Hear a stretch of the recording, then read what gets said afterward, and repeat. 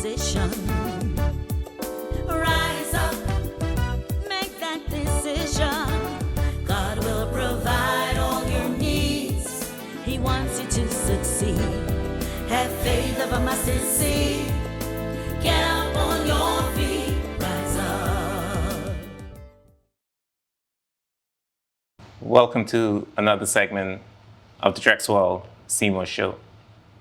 It's great to be in your company again, and it's great to have Evangelist Gordon Joseph as my guest. So in this video, you'll hear about his testimony. In fact, he has several testimonies. He was involved in drugs for a very long time. He went to prison. He had more than one marriage. And now he is an evangelist focusing on his street ministry.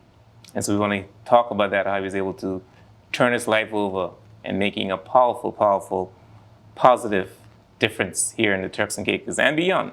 And so with that said, I want to welcome Evangelist Gordon Joseph to the show. Thank you. You're welcome, and thank you so much, Mr. Seymour, for inviting me. Yes, I greatly pleasure. appreciate it. I thank you for the opportunity. No problem, anytime.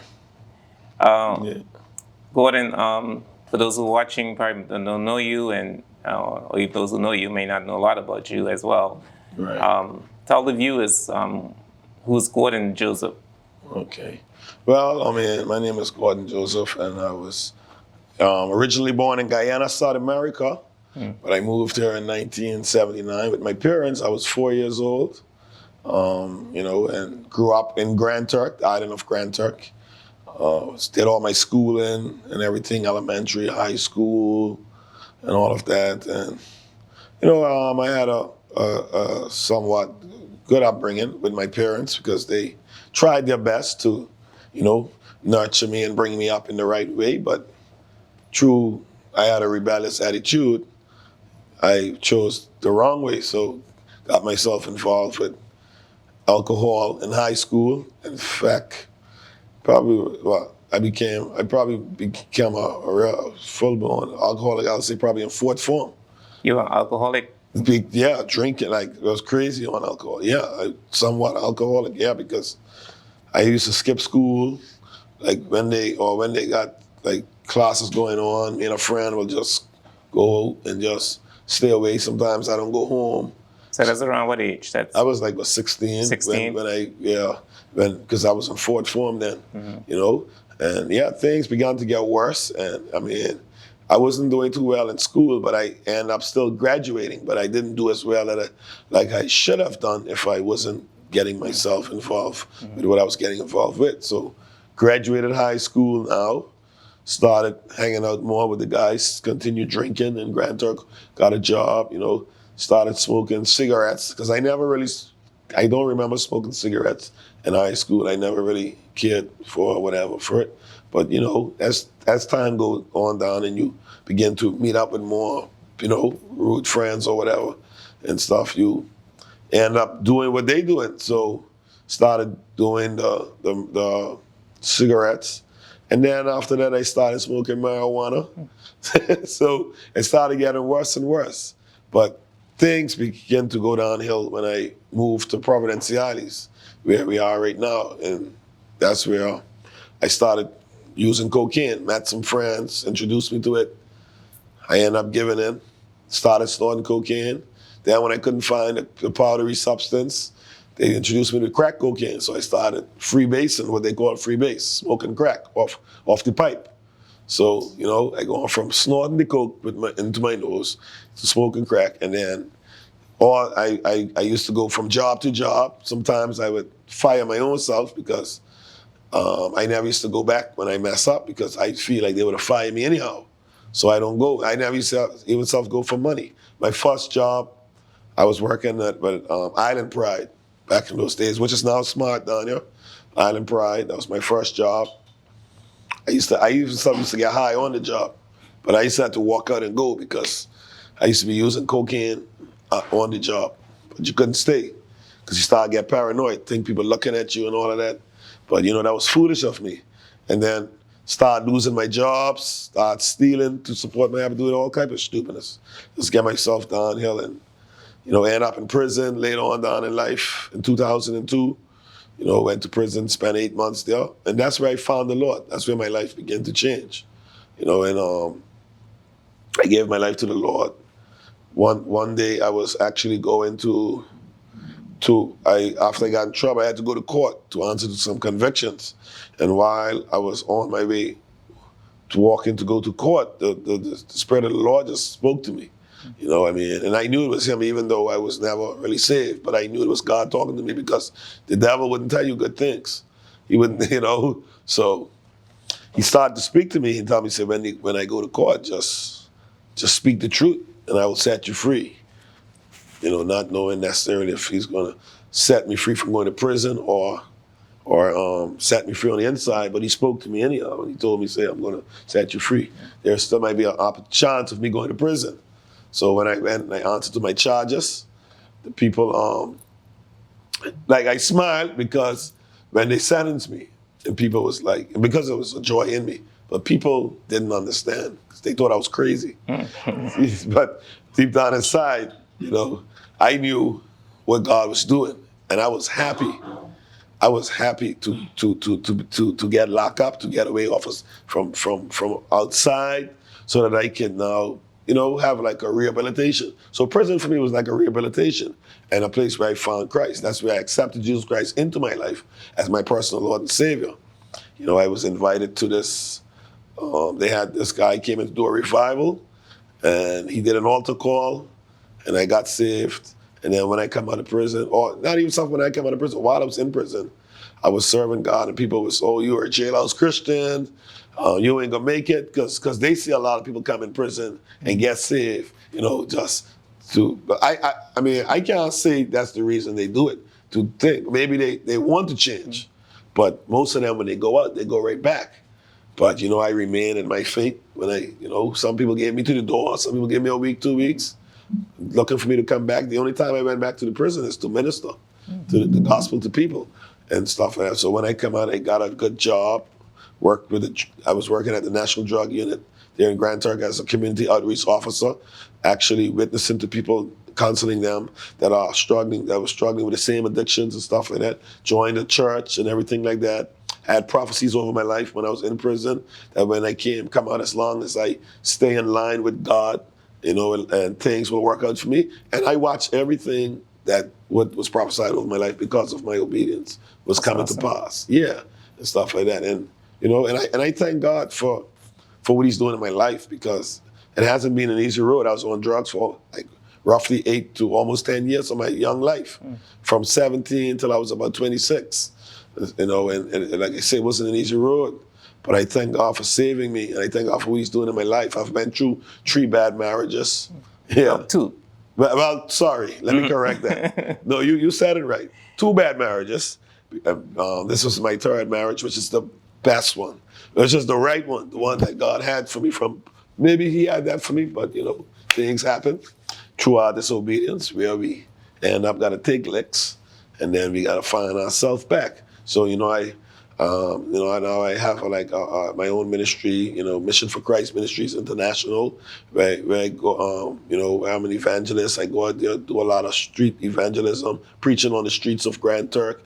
There were times I came down to Provo and preached in 5 Keys and Q-Town and those different places. I haven't been for a while, but I'm believing God to, start back coming in Provo. And one of the reasons why I would like to come back in Provo, because those were the areas that I used to hang out in. I used to smoke cocaine in 5 Keys, Q-Town. I used to live in Q-Town one time. The Bite, I stayed in the Bite. I did drugs in the Bite. Everywhere, like all these areas where you see all these different actions going on, is areas that I'm acquainted with. And a lot of people, when I come back here, I see the same people still doing the same thing. And I pray and I say, God, I'm just hoping one day that you rescue these people by your Spirit and bring about change and transformation. Just like how you do it for me, I believe you could do it for them. Sometimes, people feel like there's no hope. Actually, today, before I came to the show, I passed through an area and I went and looked for some of the guys. I saw them in a certain area where I used to, hanging out and stuff, and they was like happy to see me. Yeah, because they know where God brought me from. Wow. And they say, yes, sir, and they see what God did in my life. Well, that's really a powerful, testimony, and I think the best decision most the best thing anyone can make really is Yes. to accept God into your life, into Yes. their lives. And so that's very, very good. Yes. Now, I want to go back. Right. You said that you were alcoholic in Form 4, and I need to understand, looking back at that, what do you think drove you to become an alcoholic? What made you drink? Well, fair pressure a lot, mostly from Pressure. friends. Yeah. I see. Yeah, and I had a weakness in me where anybody could just, not now. I was easily led. So you couldn't, okay. Yeah, right, I was not really a understand. So leader you back didn't set in those days. boundaries. Right. You didn't have any boundaries set. No. And you try to please people. Please people. And you couldn't say no. No, I just couldn't say no, and I was enjoying the feeling of. So you liked the. Yes, I was enjoying it. I liked. So this is rum you was drinking? Rum, beer, everything. Like we used to drink nitrine back in those days. I don't even know what that is. You don't know what that is? No. Okay, that's a liquor that I don't even know if it's still around. Boone's Farm, Basilo. We used to mix Basilo I heard about with beer. Basilo. Yeah, like in the beginning we used to mix it with soda, but then after that it started getting weak, and then we started mixing it with beer. And sometimes we just drink And it you raw. like it? I loved it, man. Because yeah. I I thought I loved tried beer, I think I was 25. it. Right. I was introduced to this beer. Right. I don't like it. I didn't like it. You know what? Let me be real with you. And it's a reason why you didn't like it. We just don't like it too, you know. We just don't really fully really like it, you know. It's just that when you become addicted to something that you know that's going to alter your mind to get that feeling, you end up liking it. Even though it might not taste good, but you're going to take it anyhow. So it's something you got to, well, I wouldn't say got to experience, something if you experience it. Did your parents know at that time that you were drinking? When I was in Form 4? Yeah, let me tell you, they knew all along. But let me tell you what happened. I remember one day I was out by a certain spot, and I was laying out on the wall drunk with my school clothes on, and someone called my parents to pick me up to come and get me, and they was carrying me home. And while they was carrying me home, I in the back there drunk as a skunk, and they telling me, man, but I said I haven't been drinking. I ain't been doing nothing. Stinking drunk, And then now, here it is now. They ask me where I bought the liquor from or whoever. Where you got it from? Right, but you know what I did? I lied on someone and say, I get it from this person because the people who I was getting it from, I didn't want to squeal on them because it was like where we was connected. And that person who you lied on? Who I lied on put me out of their place for a whole year, and they was talking to me, and me and that What do you person. mean put you at your place? It was like entertainment. Right. Oh, so you couldn't go there. No, I couldn't go there. I used to go there, and because I lied. So they banned you. Yeah, they banned me, and me and that person lives like this today. And you know what they do? They when they see me, they say, "My brother, you're an inspiration." It's like most people who I hurt in the past, like me, we live good now. That's very good. Yeah, you are an inspiration. Thank you. You are. I appreciate that. And so you started this alcohol, and then you said you started drugs, and especially when you came to Provo. Provo was my What drug. do you think caused you to? Why Provo was your downfall? What caused you to get into those drugs? To cocaine. One day, when I had just moved to Provo, I was walking on the road. I was living custom dorm. Oh, you're a custom officer? No, I wasn't a custom officer. Oh. There was a custom officer that lived there, and I was staying with him because him and I was friends from Grand Turk. I was your roommate. Right, we were roommates. And my first job was at Island Pride. And Butterfield Church was right there. And sometimes I used to go to church over there. So one day I was walking out of custom dorm yard. I just drove up there, and I see up there look different. Some of the buildings and all knocked down. It needs demolished. Right. And when those buildings was there, that was the area I used to walk through, to go through the bush, to go through Butterfield Yard, to go downtown. I always remember that. So I was walking, doing that same particular thing, what I just say. And here are these young guys sitting on the corner, hanging out, drinking, snorting cocaine, got everything, girls, everybody just hanging out. And I'm just walking down the road, minding my own business. Never met these guys in my life. And as I walking down, one of the guys said, "Hey man, what's up?" I can't remember the exact words, but I mean it's similar to whatever it is. It's like, "Wait, say, what you up to, man? Why you don't come and join us?" I say, "Oh man, how y'all doing?" I hail them back or whatever, because that's me, Hey, cool. I like to be friends with anybody. Say, "Man, we radio drinking, man." That's how they start out. They start out by the drugs. They say, "Okay, no problem, man." I say, "Hey, that's me." They give me one beer, you know. I probably drink a few. Then the devil come with his scheme. Now. At the same time. Same day, same time.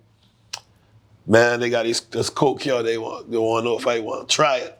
I said, man, I can't do that. I said, boy, it's these people who want drugs. I look at people who want that, you know, that was how I was. Because I used to do it for true. I say, how I look like going do these things and then people gonna be looking at me back? Bro, I ain't gonna lie. After that, I end up giving it. Start snorting the cocaine, man. 5 minutes later, one high came on me. And let me tell you, that thing, that feel good, bro. I tell you, you ever hear they say sin is sweet? Well, sin is sweet, but we know Jesus is the sweetest. Don't get us wrong, we know that. But boy, why you think a lot of us still is be sinning? But you know, we gotta pray and ask God to deliver us. So watch this now. So after I get so high off of that, man, I have one beer, I open one beer. I drink that beer right down like it was nothing. Like if I didn't have no coke, I couldn't just drink the beer down. I drink that beer down like nothing. Now watch this. You're in a different world. I was in a different world. Now watch this now. These guys now met me, but I wouldn't say they put me on no coke because that was my choice. I like to make sure, clarify Take that. responsibility. Right. Introduce it to me. I took it. Here, they just meet me. Now, soon as I got high, we all talking, and every time they open up their mouth to talk, I don't give them a chance to talk. That thing had me talking. You just talking. And they get mad with me. And they get talking. And then after that, I hear one of the dudes say, man, you know what? We can't get mad with this dude, man. We's the one who, you know, it's like they were cool people, even though it was, because one thing, what I liked about those guys, when I got put out of that place, they took me in. Because they used to stay a place up in the valleys. So you got put out of the... because after... the customs building you talking about? Yeah, because the guy must have found out I was on drugs. Yeah, on drugs now. They catch up on what was But these were strangers, though. They were strangers, but back in those days, growing up, let me tell you, I don't know how it is now. When you meet people, it's like you know them forever. You know what I mean? And stuff like that. And that's how, even though they were strangers, I even went to one of the islands and stayed at their place. What I mean, for example, like you see friends pressuring you to take the drugs. I got what you're saying. But you just met these guys. You don't know anything about them. Don't know about it. And they was able to persuade me because of my weak mind. Because you're weak mind. You fall for anything. Yes, that's what happened. Then you continue for 8 years? Well, yeah, I was on drugs. So sometimes I would go back to Grand Turk. People used to hear I was on drugs down here, but I always would lie until when I went home. Because you got people from Grand Turk living here who saw me places and saw the way that I was different. I was in the same meaning. Started to lose weight, started to lose jobs and stuff like that. I started to begin to look different. I'm all about the place now, bombing from people. There were times in my life where I was homeless. I was sleeping in like old Because you didn't have any money. No, I didn't have no money and I didn't have no more job. Right. And I couldn't pay no more rent. Right. I stayed all over the place. I had a place in Cutan. I mean, you know. So that's a good point you raised. You end up on drugs. Right. So you can maintain the job. No. Or, I mean, nobody can hire you like that anyway because you're on drugs. People can find out. And as a result, you know, you're unemployed. Yeah. And you end up stealing, right? Stealing to support my habit. And you end up becoming homeless. So these are good lesson points for people watching this, you know. Yes. You know, it doesn't add up. No. You know, I mean, it doesn't make sense. It doesn't. To pursue that route. And I know sometimes, you know, it happens. But you're here to tell your story to encourage other people why they shouldn't, you know, go in that field. Exactly. So how did you end up in prison? Is it because of the drugs? It's because of my drug addiction. One time I was in, sorry for that. I ended up moving back to Grand Turk. And I got in some trouble where it's like everything happened just one time, just like that. Because I was down here the whole time. I never there were times police picked me up or whatever, but I never reached to the point that when I reached back to Grand Turk, where now here it is. Now I was down. I just come back from New York with my mom. I went to a place to a bar, hang out, and I had some CDs that I had bought from New York that had belongs to one of my cousins. Now, my cousin didn't know I take them.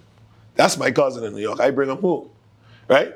So, but watch this. Life is funny. So I go on to this bar, and one sudden police was out there that I know. And he's a young guy. He was out there drinking. So I asked him if he want to buy these CDs.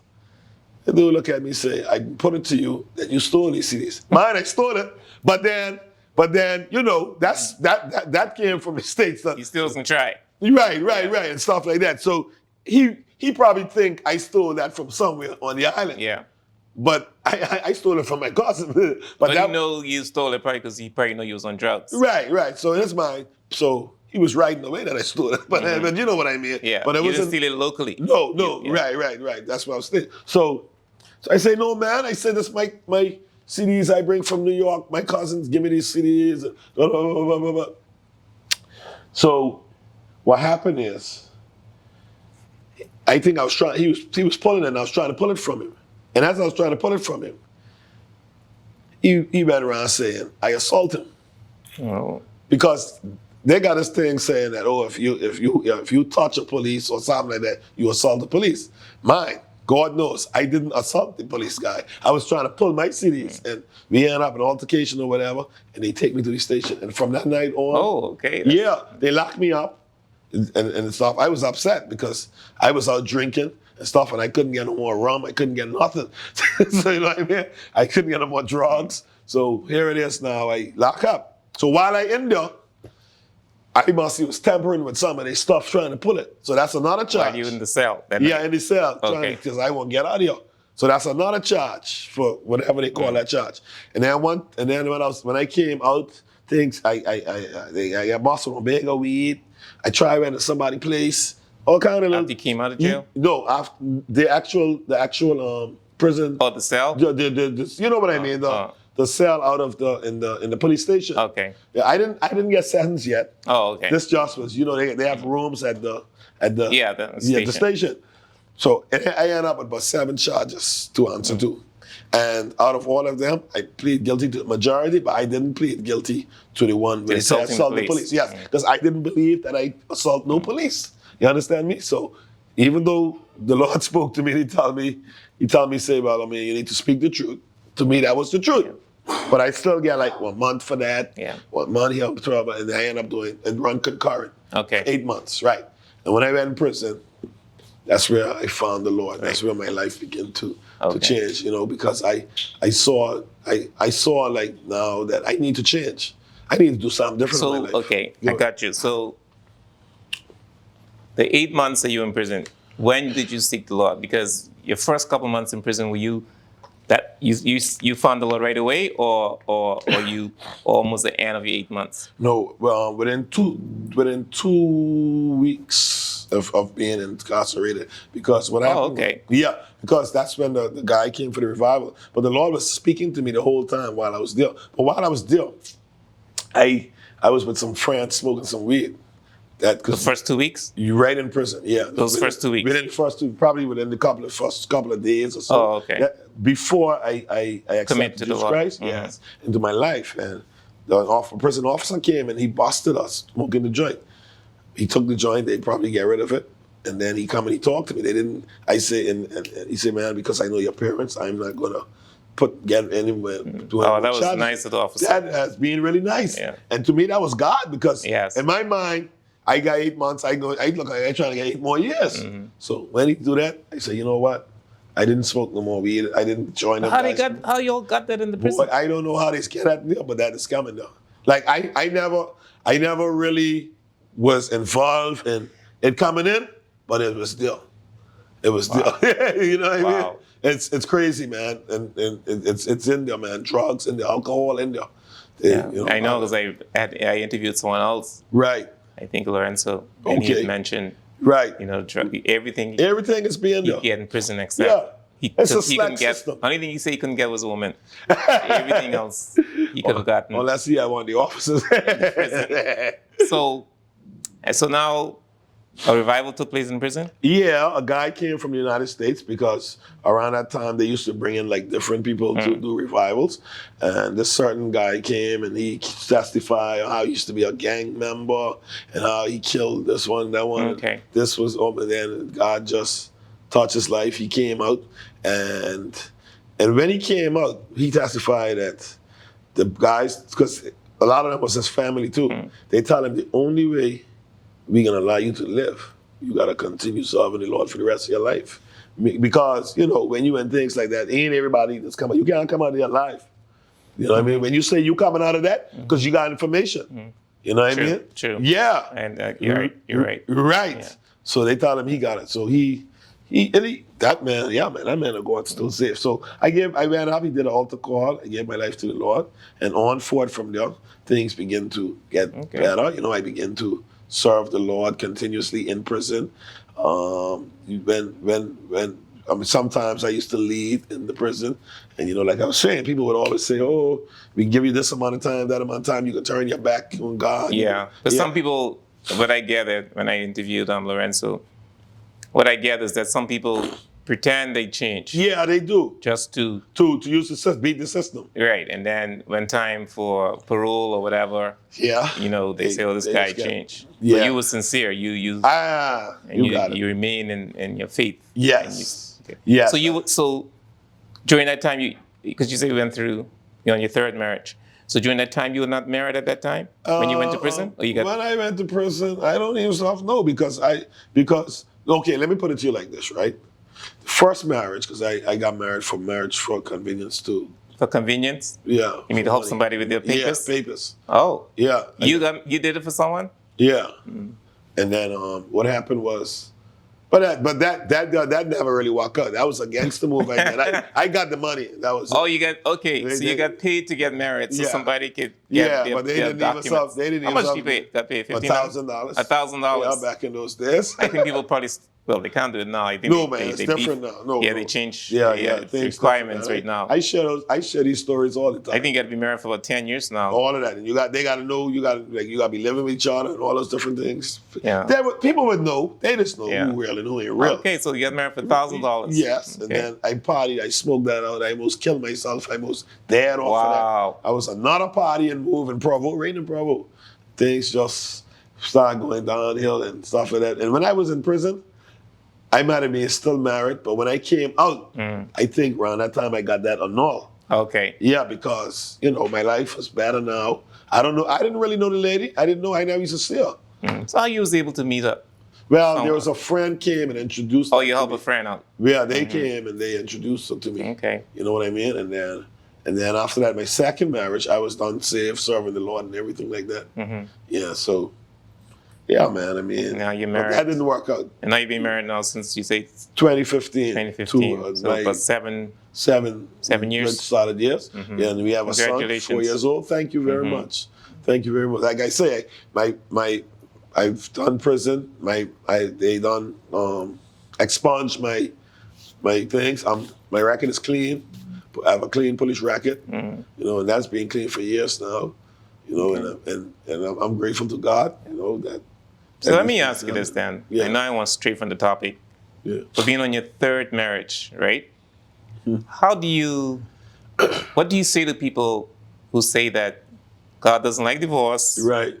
Well, there is a exception. Yeah. For sexual immorality. Right. So what do you say to people watching the show? Right. Saying that you are a man of God, right. You evangelist, and here you're married for the third time. Yeah. What do you say? Well, I mean, that question has come up all the time, man, and I be straight up with them. I might say, in my past, I made some poor choices and stuff like that, number one. Number two, I mean, when I did that was, and to be honest with you, I didn't seek God concerning that. That was just foolishness I was doing, and even that was the first one, and even the second one, I never really, even though my life was unchanged, I was hot up for sex. I wanted to get married. In my mind, I done got a house, so I just did some stupid things. I didn't really seek God for that, for none of those two. So in my mind, listen, to me that ain't of God. You understand me? So I just look at what I did and how I went about doing it. I understand. And that's how I let them know. I mean, whether they want to be, using the Bible against me or what, hey, listen, things happen, people make mistakes. Yes. And I mean, sin is sin. You make mistakes. Yeah. A lot of things God said he don't like, we still do. But he still forgive you for it. Yes. Because that's why Jesus died for us. Yes. He died so that we can be forgiven of these sins. And then, so I end up now, and I waited on God for this one. Yeah, I To be honest with you, brother Seema, I reached to the point in my life now after those two. You wasn't planning. No, God had to speak to me directly and tell me it's your time to go and do it. Right. I wasn't looking for nobody. People was coming around trying to think, and I could see clearly that they was in real. You understand me? And I ran off to Tortola about 8-9 years ago, and they had a Conference? Some type of conference. And to be honest with you, this was a miraculous thing. Then was ain't looking for nobody. And I was meeting people, and I met her. And before, So you met your wife away. I met her away, but watch this. Before I spoke to her, just I see her. It's like I saw. I said this is my wife. Just like that. Never talked to her yet, bro. My wife could tell you this. This ain't nothing I'm making up. I believe you. Yeah. I look at her now. How I can look at somebody in your natural mind? How you don't know if they done married or they ain't married or whatever? And just say, "Oh, that's your wife." Start talking to her. And the spirits just connect. Come to find out she's from where I was born originally. Really? Yeah, and stuff like that. She was living in Tortola, stuff like that. We end up connecting. Around them times, I think they had BBM phones or whatever.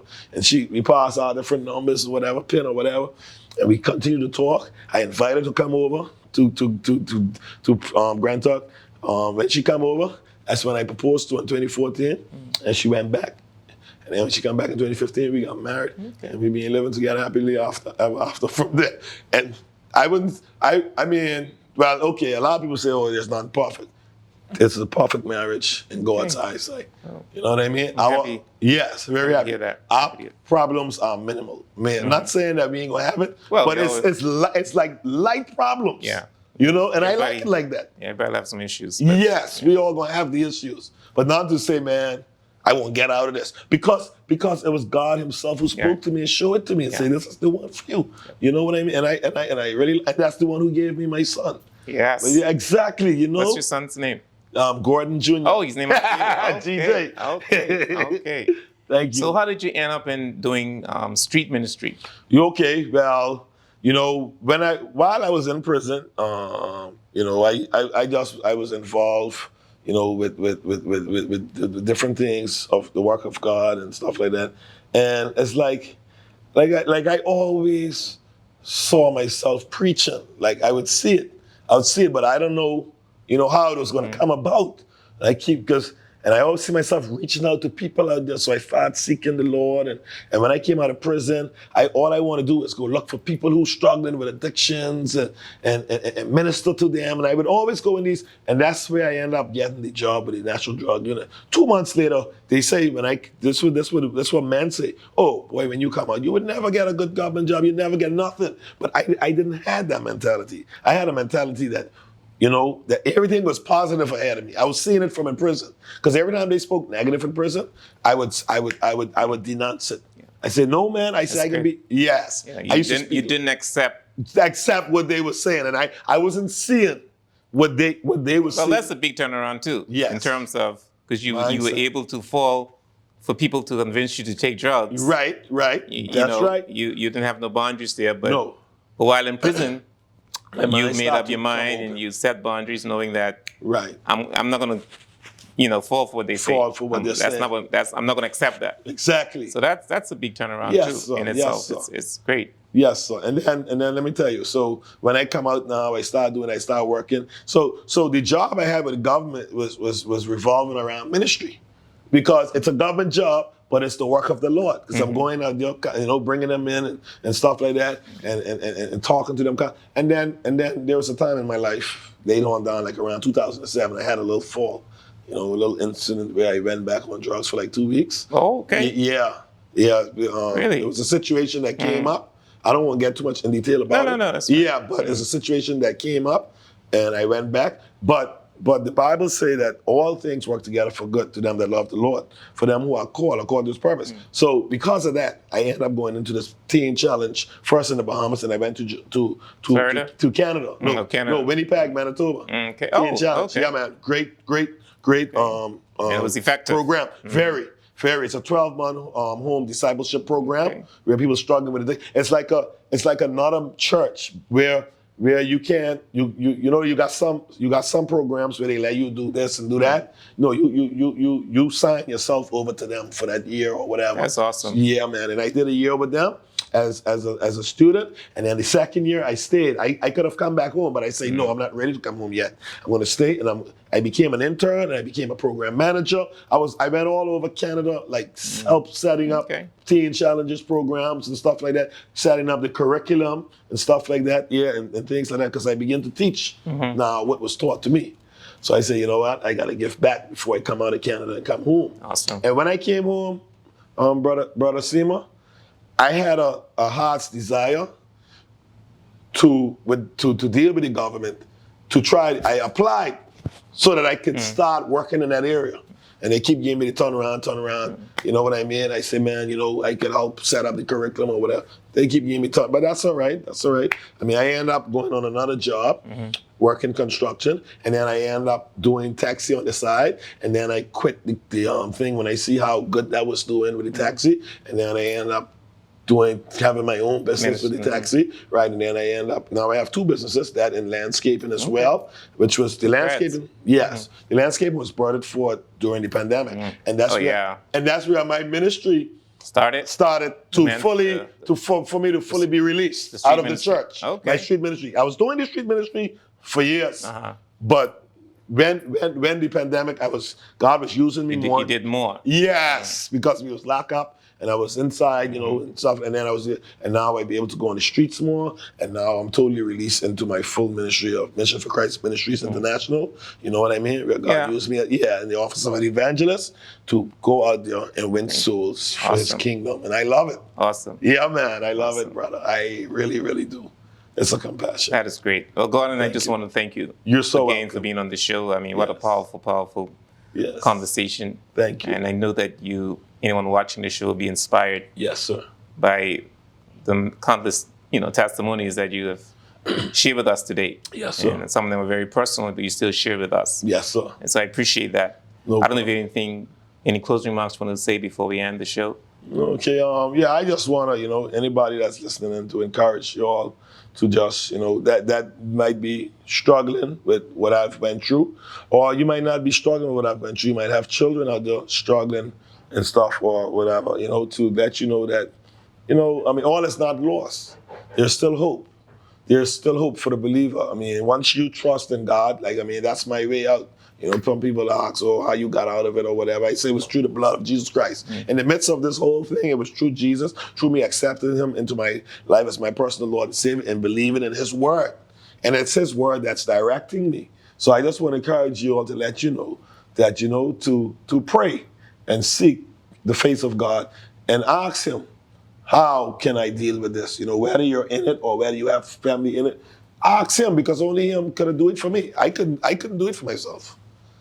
So and be encouraged and, let the Lord lead you, Yep. Yeah. All right. Well, you've been watching the Traxwell Seema Show, and thank you very much again. You're welcome, and thank you as well, Mr. Seema, and my closing remarks as well. Thank you as well. Yes. And thank my brother. Yes, thank you. So you've been watching the show, and I encourage you to, subscribe to the channel, and, I hope you are inspired. I know I am, and I believe you are as well. Amen. Share this video, and those persons who have family members who are going through so many issues, I want you to know that there is hope. They don't have to be in that position permanently. They could get out of it. They can change.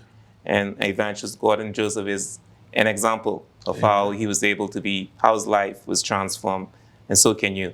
So rise up and take your position.